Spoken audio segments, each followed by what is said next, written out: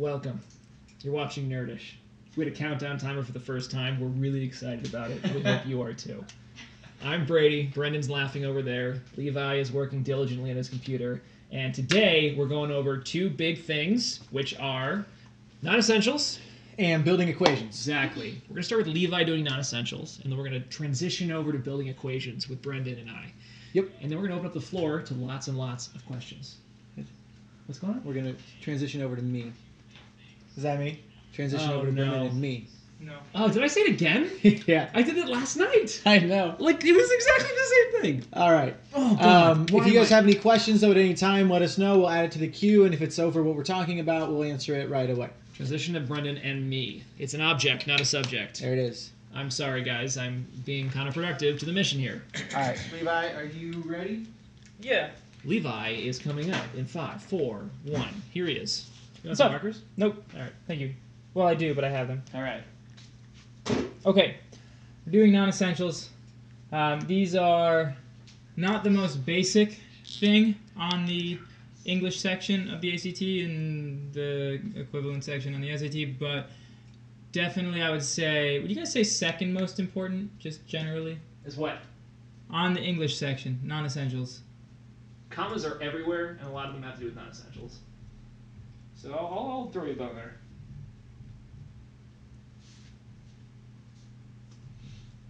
Or appositives. Appositives, maybe.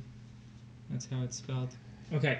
This is when you have a sentence and you stick something in it that doesn't need to be there because it's non-essential. It doesn't have, it's, you know, you get it. I'll stop. So, let's see. What are we going to do here? We're going to get rid of the orange. So, hey, Bird. Yes. Can you come up here? Yes. Please? Thank you. Yes. You summoned me, sire. I need a relatively simple sentence. Okay. Okay. The milkman has a mustache. Okay. Thank you, Umlaut girl. The Umlaut girl thinks that you're essential. Girl. That's good. You know, everybody else makes that joke, but they make it as a negative, like I'm non-essential, but I appreciate you saying that I'm essential. The milkman, what was it? Has a mustache. Has a mustache. Has a mustache. Has a mustache. It's like a very mustache. fancy You mustache. might not have space there, bud. And it's spelled M-O-U. Perfect. You're just barely there. All right. It's a mustache. There you go. That's how you spell mustache. Sure. Well, still you need me? pronounced it just with a U, so that's what I wrote. Can I see the pink one? No. They're Trust me. both correct. I know. Are they? Okay. Don't tell me. Is that mustache? I think it's mustache. Okay, I meant to make it like the emphasis on that. This one. Okay. Nope. That's So lazy boy. So the milkman has a mustache. What are we talking the about? milkman Go, go, has go. a mustache. I'm gonna leave. No, you need to stay here. So, this is all essential, pretty much. This is our independent clause, and if anybody doesn't know what an independent clause is, please say Ask. that, Yes. and then we'll do that real quick, because it is absolutely essential to know what that is I for see non-essentials. what you I have to go So- to the bathroom. Oh my gosh, go upstairs. Thank you. Or just hold it. Nope. Okay. So, the milkman has a mustache. I don't want to say that one. The milkman has a mustache. I don't want to say that anymore. Anyway. And now we're going to add in a non-essential piece, something that doesn't have to be there, but we're just giving more information. So let's say the milkman, let's see, a former basketball player. A former,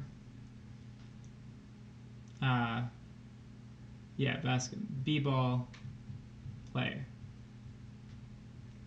So we're going to add that right in the middle. Because we're adding it right in the middle, we need to offset this non-essential from the rest of the independent clause. If we don't do that, it doesn't make any sense. You don't want to say the milkman, a former basketball player, has a mustache. You want to say the milkman, a former basketball player, has a mustache, and you go back to the original. So to do that, we need commas on both sides. Okay? So let's do another one like this. So let's say the bird, a seagull, Do seagulls caw? Is that what they do? I'm sure they do. Okay. The bird, the seagull. We'll just do something that I actually know they do. Pooped on me. Okay? Nice.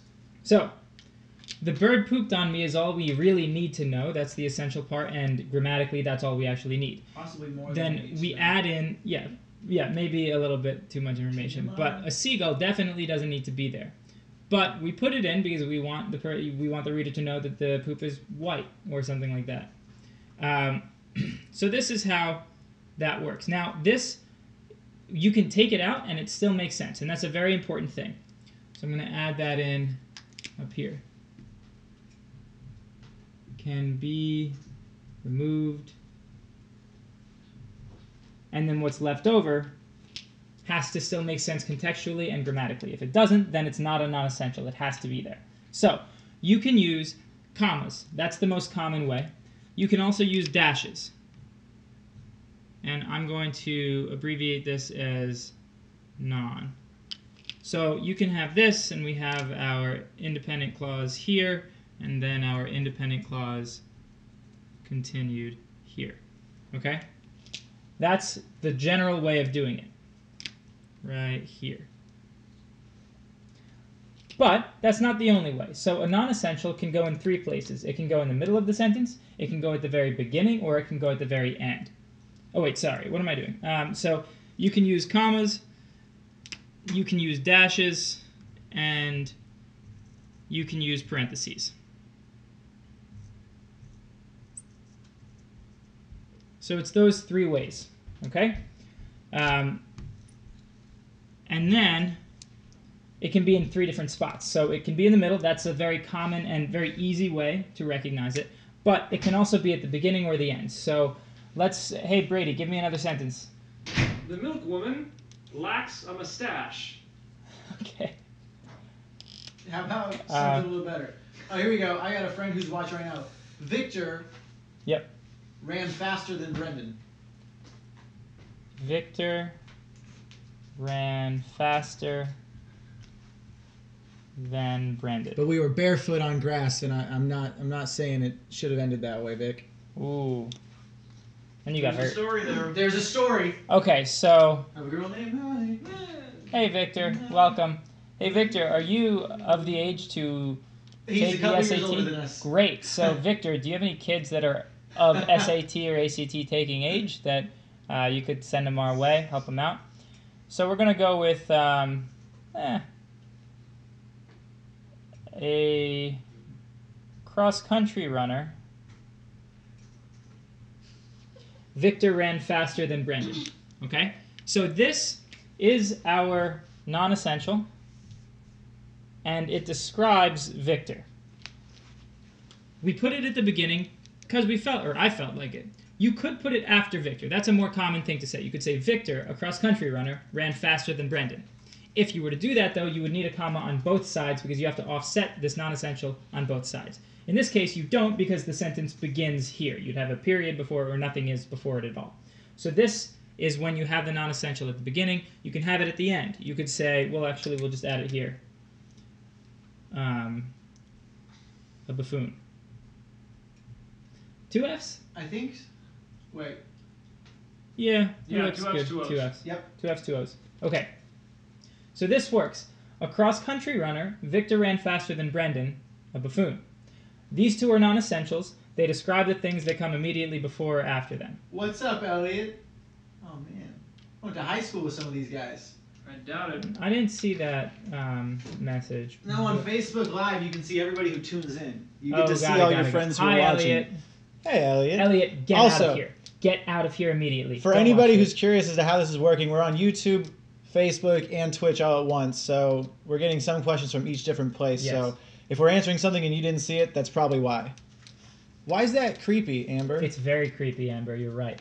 I don't very know what's creepy. creepy about it.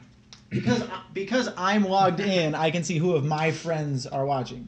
Like, that's not weird. You can see who your friends on Twitch are watching, what they're doing. It's fine. It's not weird. It's fine. It's not weird at all. Now, pay attention here. We have 2 commas. But that doesn't mean what is in between them is a non-essential. So that's the hard thing about commas. You're not exactly sure where things are. That's why you need to be able to identify your independent clause. In this case, Victor ran is the independent clause, faster than Brendan. So Victor ran faster than Brendan. That's not the non-essential, because clearly if you take that out, you have a cross-country runner, a buffoon. There's two nouns here and no verb. So the context is very important. Okay? So you can have a non-essential in the middle. You can have a non-essential at the beginning. You can have a non-essential at the end. You can use dashes. I'll just actually write them all down. Dashes. I'll do it in order. Commas. It's not a good place for that C. Commas, dashes, and parentheses. So, when you're taking the test, if you see commas in the answer choices, that's going to be a hard question, very possibly, or harder than most grammar questions, most punctuation questions, because commas have so many uses. But the only use of dashes and parentheses on the test is for non-essentials. So what that means is when you see a dash or you see parentheses, you are dealing with non-essentials. Identify where your independent clause or independent clauses are in that sentence, and then figure out if and where you need the non-essential. If you see a single dash, that means that you're doing one of these cases, because you need, if the non-essential is in the middle, you have to have two dashes. If you see two dashes, it's very easy. You just know the non-essential is in the middle, figure out if you're allowed to have it there. But in this case, you can have a dash, and it'll be one dash. And normally with a single dash, the non-essential is after the dash, but it could feasibly be before the dash. Figure that part out, and then you're good. And then parentheses, there's always going to be two. I've never seen parentheses at the beginning of a sentence. I've only seen them in the middle and at the end, but you know exactly what parentheses do. So just make sure. I have seen actually, I got the question wrong too when I was doing a test, was when they put parentheses in, and I just thought it made sense. I just didn't really think too hard about it. They might put parentheses around too much stuff or too little stuff, where the parentheses are, they have to describe what comes right before them, so it was describing something that came two things before it. But the most important thing with these is non-essentials, once you've identified them, are not that hard. But you need to identify that you're doing a non-essentials question first, and that saves you a ton of time, and it saves you, and then it allows you to have a much more straightforward approach. Does anybody have questions on this? Any of Brendan's friends from high school want to make fun of him? Please comment. We can write some sentences about him. Otherwise, you're not learning anything, so have a kid, grow him up real quick, and then send them here so that they can get tutoring for free. Okay, that's non-essentials. Please let me know. I really like the pink and green combination. They say, like one of my friends says it sounds funny to have non-essentials at the beginning and at the end, on the wings of the sentence. Maybe, but it's a thing that they do. Yeah, the beginning does sound a little strange sometimes. They said it feels like there should be a comma after Victor, so that Victor is the non-essential. You could feasibly do that. A cross-country runner, Victor, ran faster than Brendan. Now, that's fine, but then your sentence is about a cross-country runner, and then you're sort of saying the cross-country runner's name is Victor. But with just, hey, give me, thank you, please. That was the wrong order of everything. Please give me, thank you. Yeah.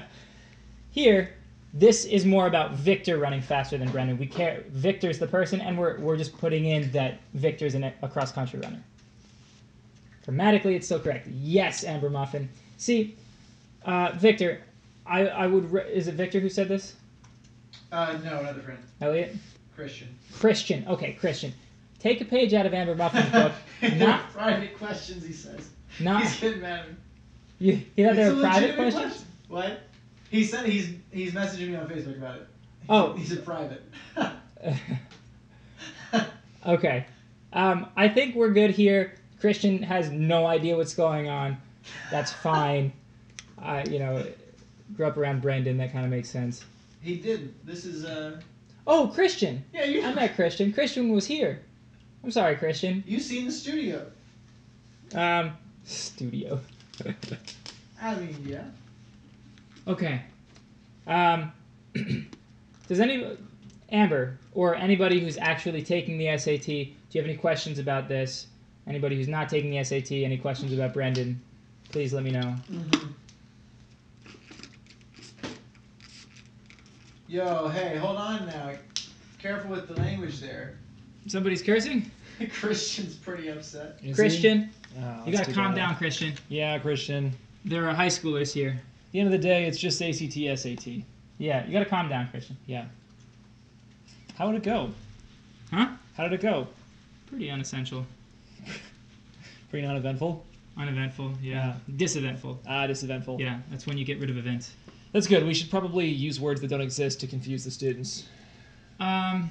Do you want some liquid here? You're just kind of I'm kind of just dry. scraping the scraping glass. it. Yeah, Yeah, let's but get that's what I like. That's okay. Let's get some liquid for you, huh? Okay. Well, it's gone now. Fine. All right. Too little, too late. Brendan. It's Overlay. actually what my parents said when I was born. I was Too born. little, too late. Yeah, I was very small, and I was born 19 Late, months but, into the pregnancy. What question are we going to on the overlay? Number 4. Number 4. Alright, it might lag a little bit here. That's fine. Do you remember Honestly, that? when you were born much later than you should have been. Yeah, do you remember? No. Is Okay. that a thing? Like, is there a word for that? Just late delivery? Elephant. That's where they come from? Yeah. Oh. If a woman is pregnant for more than twice the normal human term, she gives birth to an elephant. I see. Yes. So it's like in Lord of the Rings how the orcs were originally elves and things like that. Yeah. It's just like that. It's just like because that. it's not real. Got it. Okay. All right, we're doing building equations here. ACT 67C is below the player, so if you want to follow along, well, you can just watch the screen because the problems are going to be up here. But please look at those questions and let us know if there are any that look like they're confusing, because that sounds like there's some concepts that you don't know, and we're the ones that are right here that can answer them for you. So, number 4.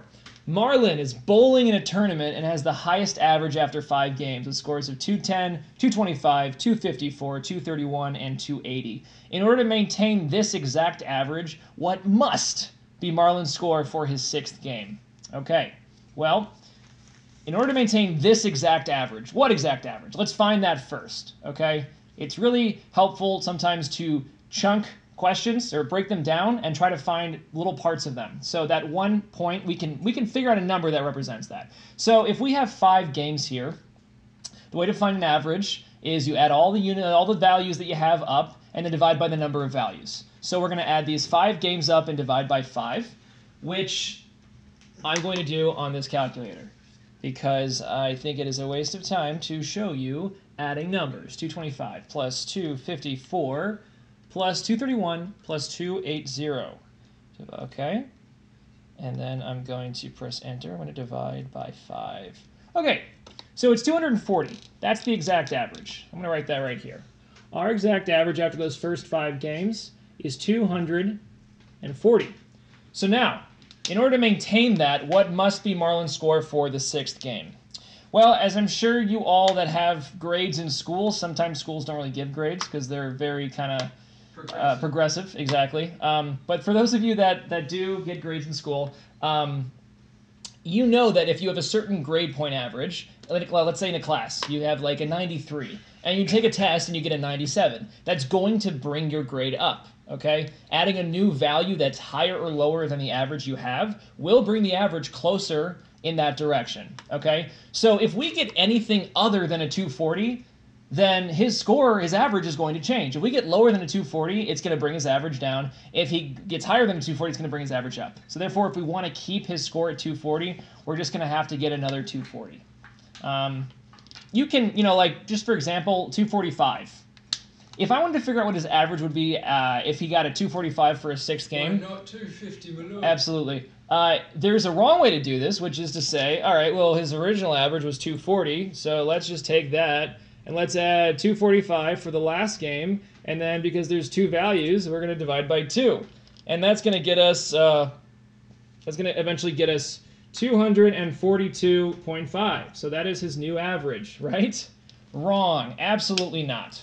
240 is an average of 5 games. So there's a 5 5 240s built into this thing, okay? 245 is just a sixth game, so we should not be dividing by 2. You can't take an average and add it with another value and then divide by 2, because it's just not going to work. You're going to have to re-add everything, then add 245, and then divide by 6. And if you do that, you're going to get, let's make sure, you get 240 times 5 plus 245 divided by 6. That's 240.83. So it brought it up a little bit, but because it's larger than 240, it's going to bring the average up above 240. We don't like that. All right, next one. We're going to be doing number 8. Number 8. Fantastic. Fantastic, Brendan. All right. A little bit of this. Number 8. Discount tickets to a basketball tournament, so another tournament question, sell for $4 each. Enrico spent $60 on discount tickets, $37.50 less than if he had bought the tickets at the regular price. What was the regular ticket price? Here's a prime example of a situation that we can model with an equation. So we're going to do that. So the regular ticket price is the thing that we're missing. So let's set a variable to represent that.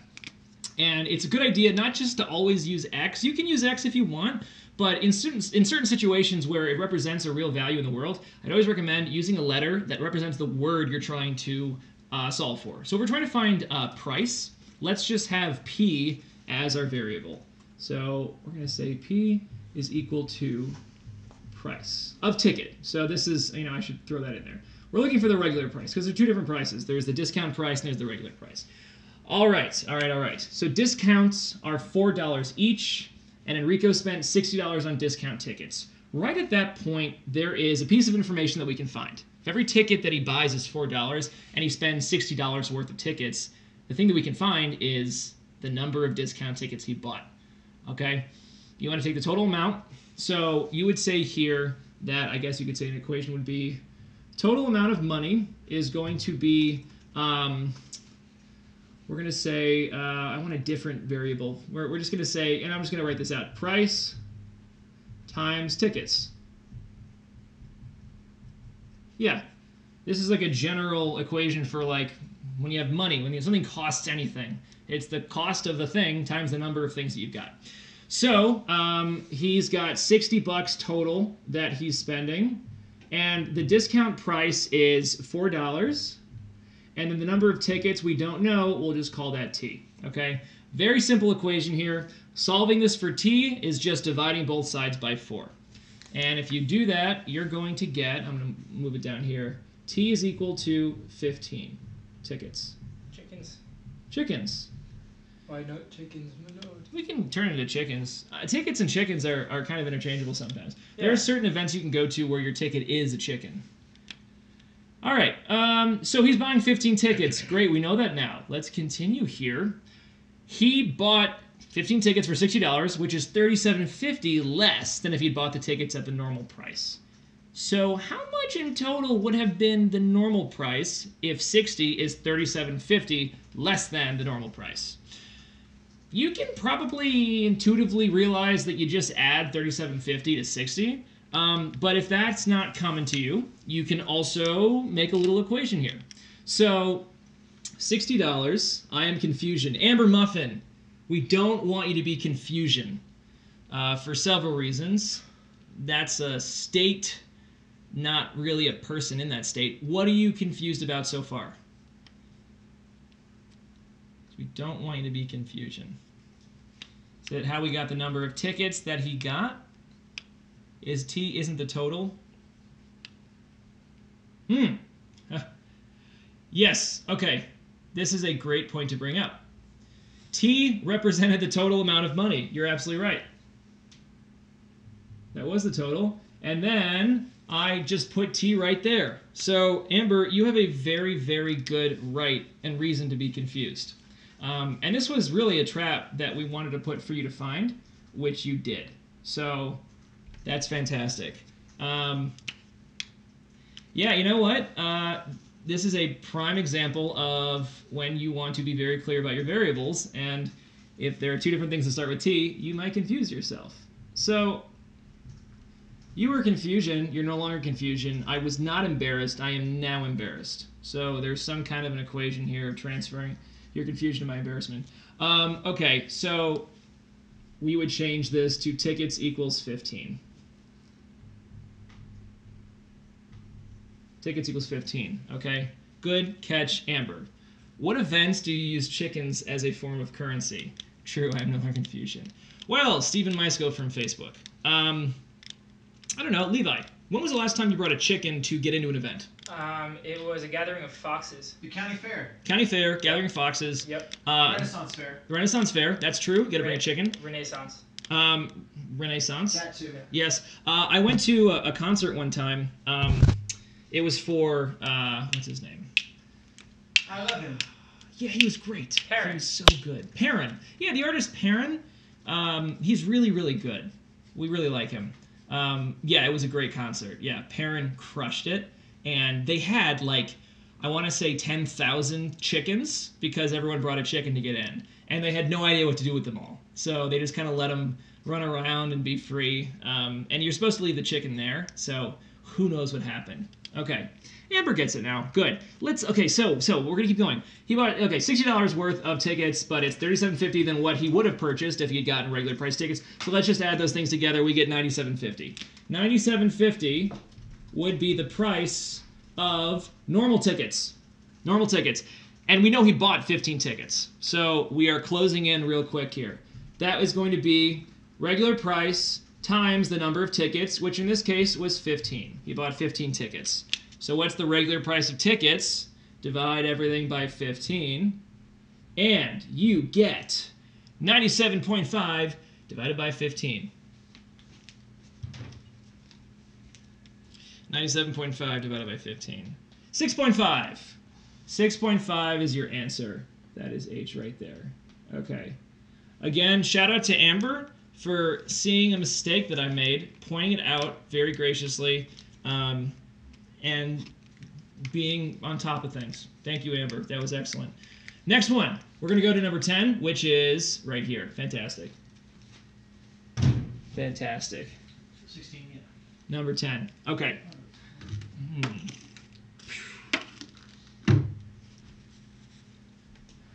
Number 10. A rectangle has an area of 32 square feet and a perimeter of 24 feet. What is the shortest of the side lengths in feet of the rectangle? All right, so geometry, they don't give you a picture. It's generally very helpful to just draw yourself a picture, okay? So I'm going to draw it up here. We have a rectangle. A rectangle has two side lengths that are the same, and then two other side lengths that are the same as each other. So I'm going to call this the length. This is going to be the length. This is the width, and this is the width. We are off to an excellent start. So if the area is 32 square feet, how can we make that into an equation? The area of a rectangle is length times width. So one of our equations, area is equal to length times width. That's one of them. And then the perimeter is 24 feet. So the perimeter is when you add up all the side lengths. So perimeter is going to be 2L plus 2W, okay? Individually, it's L plus W plus L plus W. If you simplify that, you get 2L plus 2W. Okay? They're asking for the shortest side. Now, the way that I drew this, it's going to be W. But you'll see we're going to get two different answers. One that represents one of the sides, one that represents the other side, and we just choose the smaller of them. So now let's actually put in the values that we know. We know that the area is 32. So we're going to put this over here. 32 is equal to length times width, and then 24 is equal to 2L plus 2W. Okay, so we have a system of equations here, and in this case, you'd want to go with substitution because these are not both linear equations. When you got linear equations, you can do elimination. You stack them and then you add them together so that one of the variables cancels out. You can't really do that when the equations look very different from each other. When they're not both linear equations, you're going to have to use substitution. So the first thing I'd recommend is this bottom equation can be simplified if you just divide everything by 2. Okay? So I'm going to go ahead and do that. Become 12 is equal to L plus W. Okay, so remember, for substitution, you need to solve for one of the variables. Either equation doesn't matter. Pick an equation, pick a variable to solve for it. It's whatever is going to take you the least amount of time to do. So in this case, these are both one step away from being solved for one of the variables. I'm going to pick this one here. I'm going to solve this thing for L. In order to do that, I'm going to subtract W from both sides. So we're going to get L is equal to 12 minus W. Now that I have that, I can substitute it in for L in the top equation. So I'm going to take this, and I'm going to just drop it in very casually, very casually in for L. And I'm going to rewrite this now. High school math memories coming back. A stranger. Good. Good memories, hopefully. Hopefully not bad memories. 32 will now be set equal to, where we once had L, we now have 12 minus W. Times W, which was over here. Now we have to solve this thing, okay? It's going to become a quadratic. Let's distribute, though, first. 32 is equal to 12W minus W squared. Not all bad. Hey, that's good. That sounds like some of it was good. Ask a stranger if they have any SAT age students. A stranger. Children. Do you have any SAT, ACT aged children of your own offspring? If so, we could tutor them, or they could watch us. You know, that's both things are possible. So we're going to solve this now. When you're solving a quadratic, you need to put it in standard form, which is everything on one side, 0 on the other. So in order to put this into standard form, I got to get 32 over to the other side, which I will do right now. Minus 32, minus 32. This is going to get us 0. We are rapidly running out of space. Equals. I'm going to move some things around just to get my W squared term first. Plus 12W minus 32. Okay.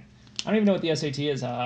Excellent. So therefore, you must have children that are the right age for us to tutor them. So go ahead and just, message us, and we'll get that started. Here's our quadratic. It's easier when your leading coefficient is not negative. So if you multiply everything here by -1. You know what? Hey, Brendan? Yep. Can you turn off the overlay for a sec? I guess. This is going to be a lot easier if we don't have all these questions here. Oh, fantastic. Fantastic. We're taking that. We're putting it over here. So we had -W squared plus 12W minus 32 is equal to 0. Okay, to get this leading coefficient positive, just multiply everything by -1 or divide everything by -1. It doesn't matter. It's the same thing. Keep trying to tell everyone that. I feel like I'm taking crazy pills. Multiply by -1. We're going to get W squared minus 12W plus 32 is equal to 0. Okay, this is as simplified as this quadratic can be. Now we solve. When you're solving a quadratic, your first step should be, is it factorable? If it's factorable, that is the cheat code to solving quadratics, okay? Remember, if you want to try to factor this thing, what you're looking for... That's a huge problem. It's back on. Now it's back on, but we'll see if it starts streaming again. maybe. Twitch is getting nothing. All right, Brady. Yep. Okay, sorry about that. We're back. So we put our two numbers inside parentheses. That's set equal to 0. And our two answers are what make both of these factors themselves equal to 0. So what's the W value that would make this factor equal to 0? Is it gone again? Yeah. No, it should be good. It went back. You're good, right? It's going in and out. Okay, all right. Well, bear with us. It's going to be 8. 8 put into this for W was going to make this equal to 0. 4 is going to make that equal to 0. Either of these are possibilities because if you plug them in, 0 times something will give you 0, or something times 0 will give you 0. Doesn't matter. Okay, so 8 and 4, there are two answers. Why is that? Well, because length and width are the two dimensions that you could have. We didn't really specify that W has to be smaller. We just sort of said W looks smaller. So 8 and 4 are going to be the two dimensions where length is going to be the 8. And W is going to be 4. Now let's just really quick make sure that that makes sense. If that is true, the area is going to be 8 times 4, 32. Excellent. The perimeter is going to be 16 plus 8, 24. That is right as well. Brennan, can you put the overlay back on? Yep. It's going to be a little bit messy. Don't worry about it. Okay, now, let's talk about how you can do that a lot faster. In this case, you can just look at your answers to figure this out. Choose an answer, test it out, and then if it doesn't work, you can move on to the next answer. So they're always going to be in increasing numerical order. So if you're going to pick an answer and test it out, there is a strategy to which one you pick first. It's not the smallest, it's not the biggest, it's the one right in the middle. If that one's too big, go smaller. If it's too small, go bigger. Either way, the worst case scenario is you only try 3 answers out and you'll find your right answer rather than doing all 5 answers because you just started on, the wrong end here. So for instance, so first off, we got 4. 4 is the right answer, which is going to be J. But let's pretend we didn't know that. We would start with 3. If 3 was the width, I didn't really get that. Let's point right there.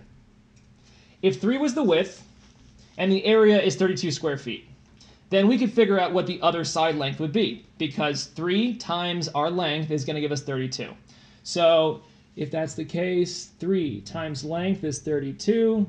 This is going to give us a decimal. It's not going to be pretty. L is going to be 32 over 3, which is 10 and 2/3.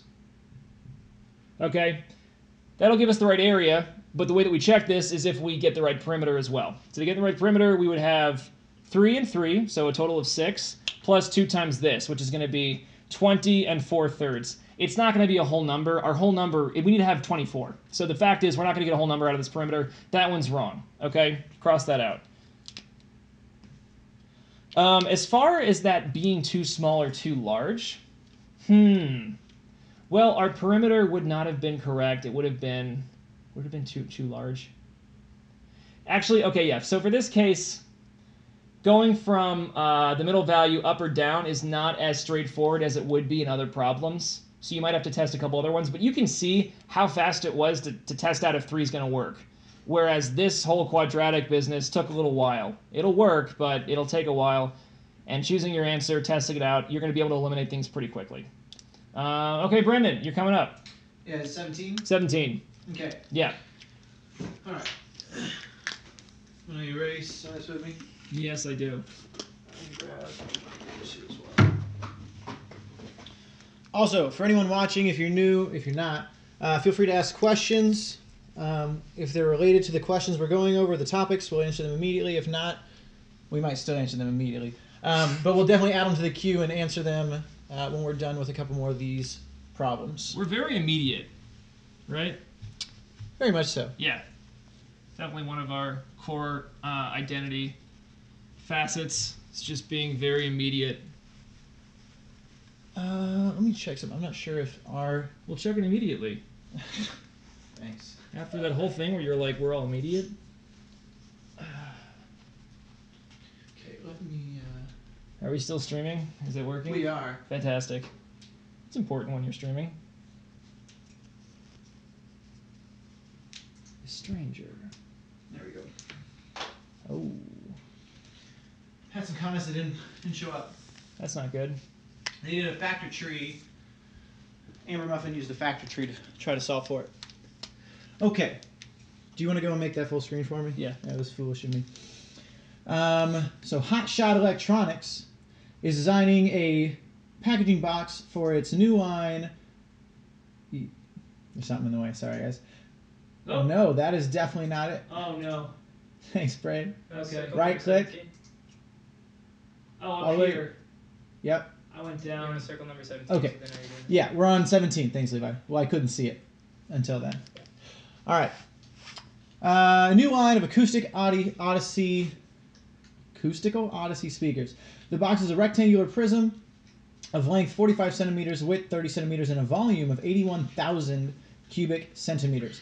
What is the height in centimeters of the box? Well, for this one, you need to understand, or you need to know, how to calculate volume. So they've told us that it is a rectangular prism, and I will try, probably in vain, to draw that here. You can do it.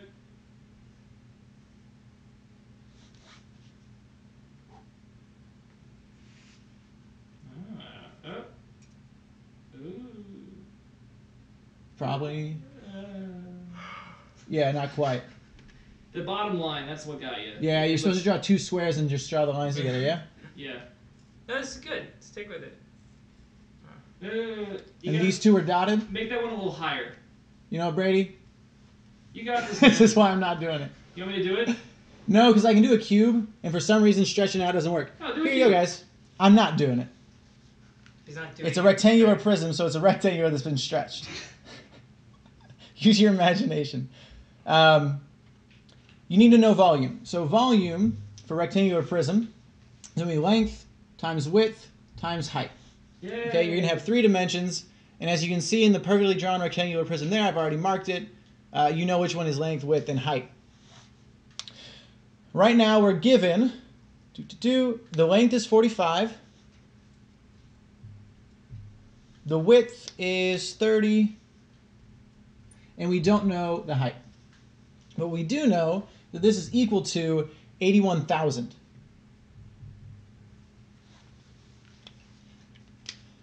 From here, it's pretty simple, pretty straightforward. You're going to use your calculator because you have one, and you're allowed to use one on the test. And you're going to take 81,000 and divide it by 45 times 30.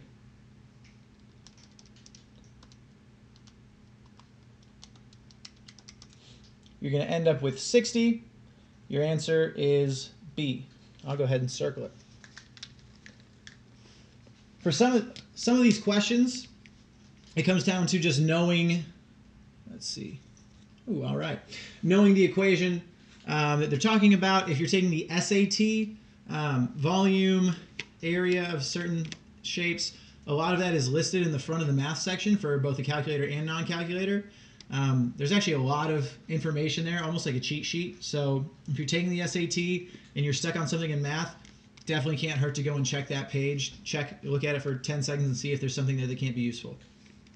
All right. The next question, Brady. 20. 20? Yes. Oof.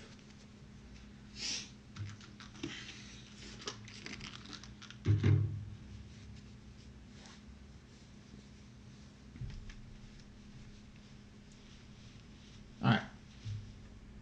So the length of a rectangle is 3 times the length of a smaller rectangle. The 2 rectangles have the same width, and the area of the smaller rectangle is A square units. The area of the larger rectangle is K square units. So let's go ahead and draw what that would look like. 2 rectangles. Nice. See, rectangles I can do. All right. You have a length, and you have, this is at 3 times the length. And you have the width is the same, and I'm going to say the side is the width. Okay. You know that the area equals length times width. And the area of this one is K times A, and that equals 3 times L times W. All right, because our length is 3 times L. Lots of times there will be math questions where they talk about shapes, and ideally you want to draw them so it's easier to visualize, like I should have done on the last one. You didn't know. I didn't know, couldn't have known. But drawing it out makes it a lot easier to visualize, obviously, and have a better idea of what they're actually asking for. Now, I can look at this and say, which of the following is the value of K? Well, I know that the area equals length times width. So I can do 2 things. It's really the same trick, if you will, same strategy. I'm going to substitute. All right, I can either substitute L times W here for A, or A here for L times W. Now I have K times A equals 3 times A. All right, because I can do that. From there, my A's cancel, and I get K equals 3. Right up here at J. 46. All right. If there are any questions, stop me. If anything isn't making sense, stop me. If you have any questions about other topics, doesn't have to be math related, go ahead and ask. Brady, can you check the chat on the computer there? I just want to make sure this one is up to date. It ends with Amber Muffin with a factor tree. Yes. All right, Yeah, cool. you know what? Actually, I do want to talk about how her way of doing it is much faster than what I did. Can I do that real quick? Sure. Okay. Brady wants to go back over question 10. Amber, you still here? Amber, you muffin. There is a faster way to do 10, which you talked about, which is you broke apart 32 into all the different factors that it could have, factor pairs, that would be the length and width. So if you know that you have an area of a rectangle that's 32 and all of your sides are going to be whole numbers or integers, there's only a couple different ways you could break it down. So you could have 1 times 32, you could have 2 times 16, you could have 4 times 8, you could have... That's it. Those are your 3 different ways you could have lengths and widths. So once you have those are your lengths and widths. Which of these would have a perimeter of 24? Don't forget to multiply by 2, because you can't just add the length and width and get a perimeter. Like, oh, 33. That's just one length and one width. So this would actually be 66. Are we still streaming? We are. Okay, good. So 2 and 16, if you add those together, you get 18. And then multiply by 2, you get 36, which again is not what you want, but 4 and 8 are going to eventually get your perimeter of 24. So you know that your dimensions are 4 and 8, and the smaller of those is going to be 4. Next one is going to be Brendan, doing number 46. Absolutely. You get 2 seconds. Absolutely. I'm going to erase this. Oh, no. Amber, seeing as that this test is about speed, your approach here was excellent. I'm going to have you flipping back and forth so I can read this one. Oh, you bet. Actually, let's start with the top.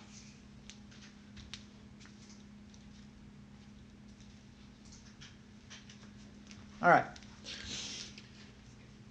We have the figure below, right here, shows the design of a circular stained glass panel on display at Hopewell's Antique Shop. Seams separate the pieces of panel. All red triangle pieces are are congruent. They're not red. I'll go ahead and fill those in. What they mean are all of these right here. All right, they have red and yellow and orange shown, but this might make it a little simpler. There's red, and orange will do blue here. I don't know. You had an orange marker. I know. I didn't see orange until it's too late. orange and blue. So the 2 squares shown are inscribed in the circle. The diameter of the panel is 2 feet. Brady, real quick, can you flip to just hit enter and see what the question is asking? So, yeah, it's not really in the way. It's not. Kai wants to install a new circular stained glass window in her dining room. The design of the windows will be identical to that of the panel. Okay, the diameter of the new window will be 75% longer than the diameter of the panel. The new window will be how many feet in diameter? Oh, this is way simpler. So what we know, I'm going to write it over here so I know it's not going to be in the way over here. We have the new panel. Panel is going to be 75% longer.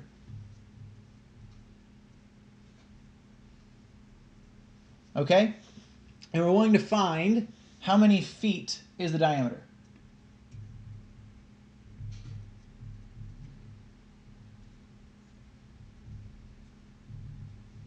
Okay, Brady, can you put us back up? Enter. Yep. Don't need this now. I'm disappointed because I spent all that time doing the beautiful artwork. Okay. Now we have that the diameter of the panel is 2 feet. And if the new panel is going to be 75% longer, for those of you who don't like percentages, buckle up. Yeah? Yep. So what I need to write down over here, the given is that the diameter, the old diameter, we'll say that, equals 2 feet. Yeah. Okay.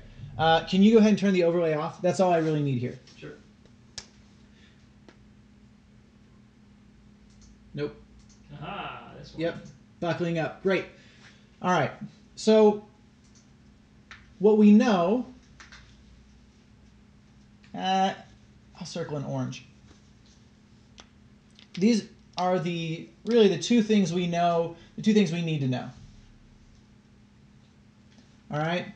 The new panel is going to be 75% longer than the old one. The old one is 2 feet. So we want to find what 75% is of 2 feet and add it to our new, or add that to find our new diameter. So we'll just say, this is X, or this is Y. So I'm going to say Y equals our old diameter, so 2 feet, plus 75%. I'm just going to write it out in a way that obviously is not how we would solve it. I just kind of want to put it there so I know what I'm going to build going down from this. I'm going to rewrite Y. This is 2. I'll go ahead and get rid of the units. And then 75%, right? 75% longer, so 75% more. I'm adding it. How do I take 75% of a number? Amber, hopefully you know. If anyone else wants to answer, please feel free to. I'm going to go ahead and write it up. I'm going to add 2 times 0.75. So percentages, we can convert into decimal by dividing them by 100. Easy enough. Now, if I were to do this, there's 2 ways to do it. Yes, exactly. I could multiply this through and then add it, or I have a green or a yellow, same thing. Oh what, Amber? This works. This will still solve to find the answer. However, I like thinking about this in a different way. I'm going to reverse distribute, if you will. I'm going to factor out a 2. So I'm going to say Y equals 2, right, times 1.75. Kind of skipped a step there, and I'll show you in a second. So what I did was, I pulled out 2, right? So I divided everything over here by 2. So now I have 2 multiplied by 2 divided by 2, which is 1, plus 2 times 0.75 divided by 2 is 1 times 0.75.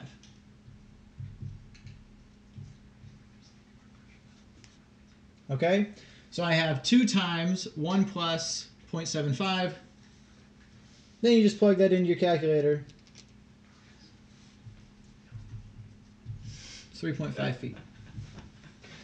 Now, the reason I do that, doing this step to get to here isn't necessarily any quicker.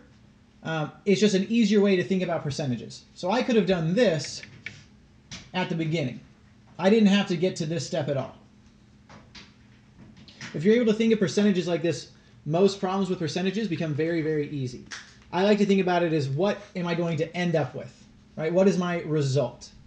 So if I have 75% more, right, my new panel, my stained glass window is going to be 75% longer. That means I'm going to end up with 175% of what I started with. If I'm going shopping and there's a 15% discount, right, they're having a sale, I know that I'm going to pay a total of 85% of whatever the original cost was. So I get to skip the step where I add them. Right? Instead of solving this and then adding it to or subtracting it to, I can skip right to this step and just do one process there. Does that make sense? Yes, no, maybe. Also, I think that was the last practice problem we had. Amber Muffin, do you have any questions? Yes, it makes sense. Great. Any topics you specifically want to go over? Yeah. Hopefully your brain will remember. That is how that works.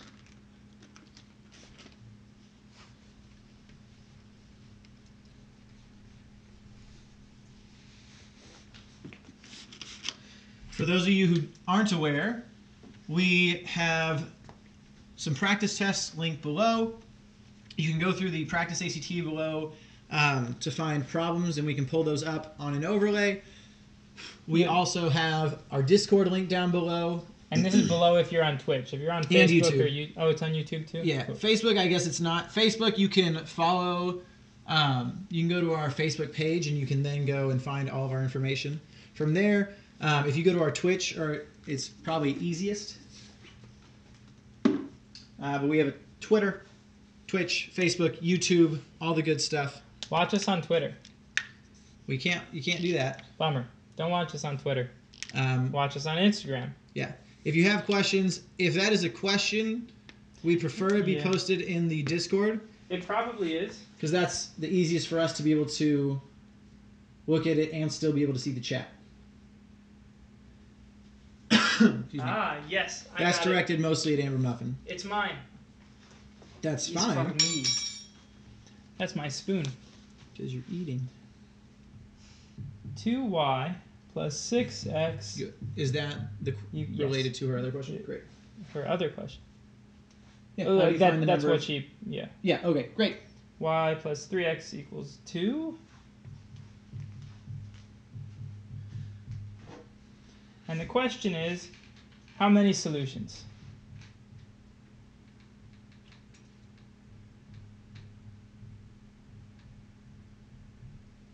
And then the answers are 0, 1, 2, or more than 2. Okay. Oy. The important thing with these is, okay, so you have a system of equations, and they're asking you how many solutions. So feasibly, you could just solve the system of equations, and from there you would, you'd have a certain number of solutions. But when they ask you how many solutions, this is recognition. Okay, you got to recognize here that when they ask you how many, there is a way to figure out the number of solutions you'll have, because let's think about this logically. These are lines, right? The functions are they're linear functions on a graph, and they can only intersect because it's just a linear function, right? This, if you write it in y equals mx plus b form, or slope-intercept form, whatever you want to say, is y equals negative 3x plus 2. So that sort of looks like that. And then this one is going to be something similar, but not quite the same. So it's going to be something like that. And they're going to intersect at one point. So graphically, we can actually see that they're two linear functions. They will intersect at one point unless they're parallel. If they have the same slope, which actually they might, then they don't intersect at all. So graphically is one way that you can picture this, although it's not perfect if you're eyeballing these functions. Okay, but they're two linear functions, which means that they can only intersect once or 0 times. It's not going to be some situation where you have a parabola and a line and they intersect at 2 points. They're both linear functions, so the answer is going to either be 0 or 1. It could be infinitely many if they're the same line. Or they could, yes, that's true. If they're the same exact line, then there could be an infinite number of solutions. Let's figure this. Cutting in and out a lot. It has been for a while.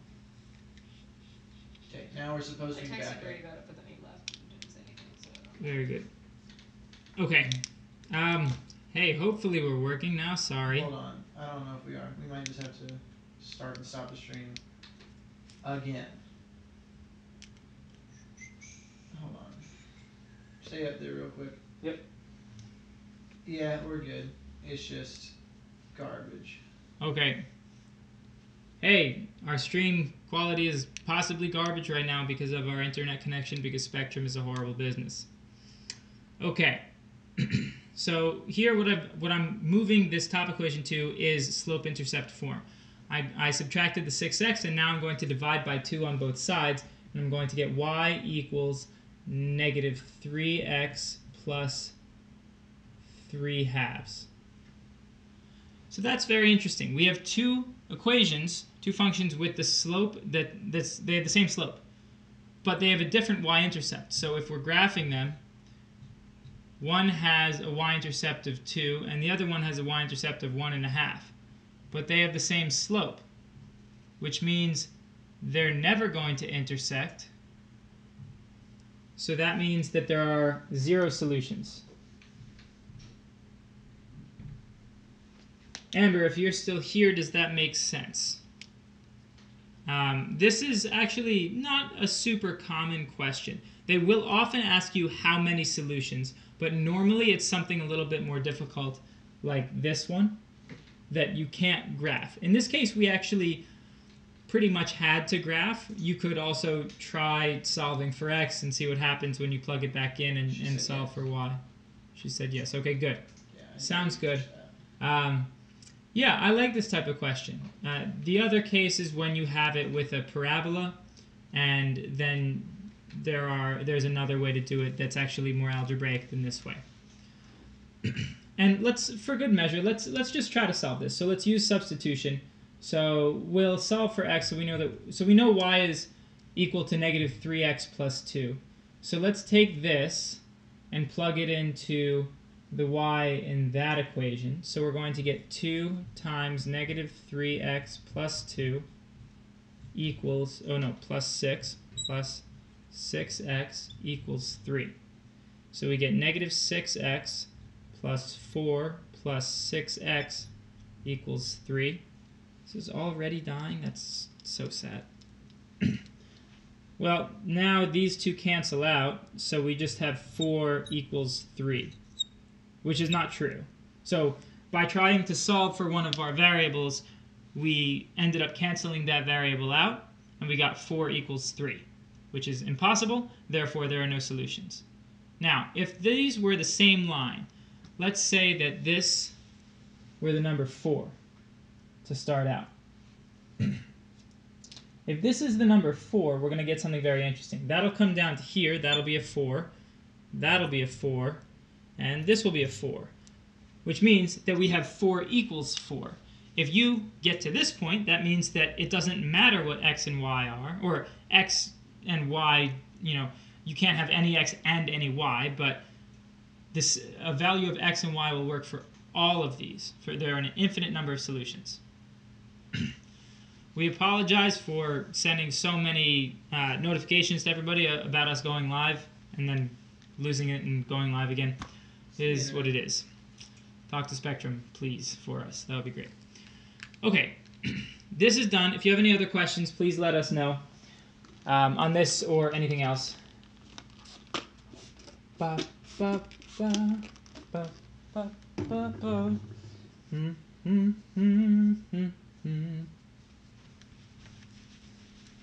It can be math, it can be, test prep stuff, it can be general anxiety about the tests or college or anything you want, anything you're into talking about.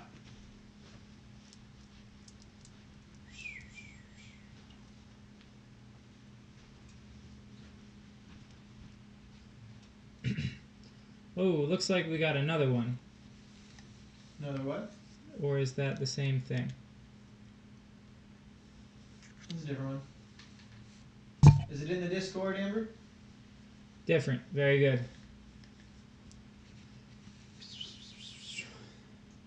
Doesn't look like it's in the Discord. Oh, maybe it is. Yep, just put it there. Ooh. I like this one. Yes. Okay, so this is similar. I'm not sure where you're getting these from, Amber, but yes, these are similar questions. They require a similar understanding. So we have a system of equations, but now we have a bunch of letters. They're not all variables, but we have a bunch of letters, and we have to figure out what A and B are, essentially. Although, I have a feeling we don't necessarily need to solve for A and B. Okay. It's from SAT Test 2. Ah. There's I like this one. Yeah, it's a good one. Okay. So we have ax plus by equals 12. Ax plus by equals 12. And we also have 2x plus 8y equals 60. 2x plus 8y equals 60. This is a system of equations. And infinitely many solutions. Infinitely many solutions. And we want to know what A over B equals. That's the goal here. So, let me just make sure I did that right. Yeah, A and B are constants. A and B are constants. And they have to say that. They're not variables. They do not vary. We just have to... You're sort of treating them as you often treat variables, where you're solving for them, but they don't vary. They are numbers. We just don't know what they are. Now, we have to have the same approach that we had before, which is we know that for infinitely many solutions, we have two functions that are the same, right? For there to be infinitely many solutions, these two linear functions are just the same line. So to make them the same line, there are a couple of ways we can do this. We can try to get this 12 to be a 60 and then figure out coefficients, but that to me gets a little confusing. I like putting this in y equals mx plus b form, and then you can see things a little bit more clearly. You can see your slope, you can see your y-intercept. So I'm going to rewrite the first equation as, well, first step is going to be by equals negative ax plus 12. Then we're going to divide both sides by b. And now we're going to have y equals negative a over b x plus... Ooh, do I want to do it that way? No, that's not a great way to do it. No. Don't complain. No, multiply. Whining over there. We got some whining from the peanut gallery. It's one of my favorite questions in your... That's the hard So way. now, what I'm going to do instead, because that path was a poor choice, is I'm going to multiply this top one by 5. And I'm Yes. going to do that. Woo! So, Yeah, look, go I know how to by. do it. So, shh. So, by multiplying by 5, we get the right side of the equations to be identical. Because 5 times 12 is 60. So now, we have 5ax plus 5by equals 60. We also have 2x plus 8y equals 60. Now these two are the same equation. When did Amber say that? She Just now. 2 seconds ago. Very good. So now they both equal 60. So now we have 2x plus 8y equals 5ax plus 5by. Very nice. So now, oh my goodness, we have coefficients, which is Brendan's favorite thing. Let's go. The x's and the y's don't matter so much anymore, aside from just telling us what the coefficients have to be.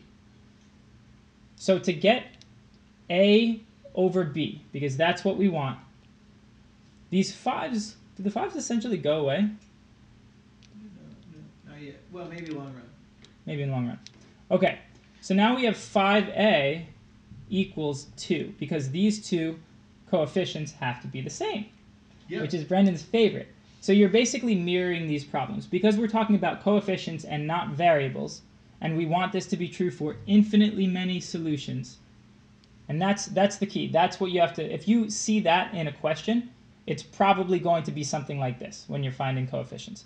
So here we have 5a for this coefficient equals the 2 for this coefficient, because they're both the coefficients of x. And then we have the same thing for the 5b and the 8 for the y. So now a equals 2/5 and b equals 8/5. So now a divided by b, which is what we're looking for, will be, so that's a and b, they will be 2/5 divided by 8/5, which is the same thing as times 5/8. 5's go away, and we get 1/4. And that is the solution to this problem. Oh, Yeah? Or no? I said boom. Boom. Oh, yes. Okay. So that's one way to do it. The 5's do cancel out because you're doing a divided by b, but that's not something that you necessarily have to... You can't divide. Oh, so you got everything except for the division at the end? You can divide, Amber. Don't worry. You can definitely Dividing divide. by a fraction is multiplying. Dividing by a fraction is like multiplying by the reciprocal. It's not like that. It is that. It is that. They're not similar. They are the same thing. Yeah, dividing fractions is fun. Just pay attention. Is that where you got tripped up, Amber? Is this for class that you're doing right now, just in general? Or is this something else, Amber? Cool. Oof, gonna need Just raising another spritz. Aperol? Sorry? Thank you. So, it was a joke. Don't worry about Anything else you got for us, Amber? Oh, so alumni came and said they were able to get better scholarships by raising their SAT scores. Ah, yes, that's very true.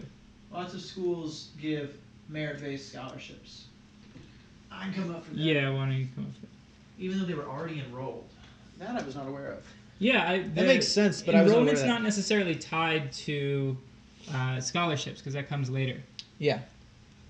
But yeah, you can get, depending on the college, there's lots of academic or merit-based scholarships you can get for doing well in the SAT or ACT. Lots of schools, well, all schools who have those have them very clearly listed on their websites.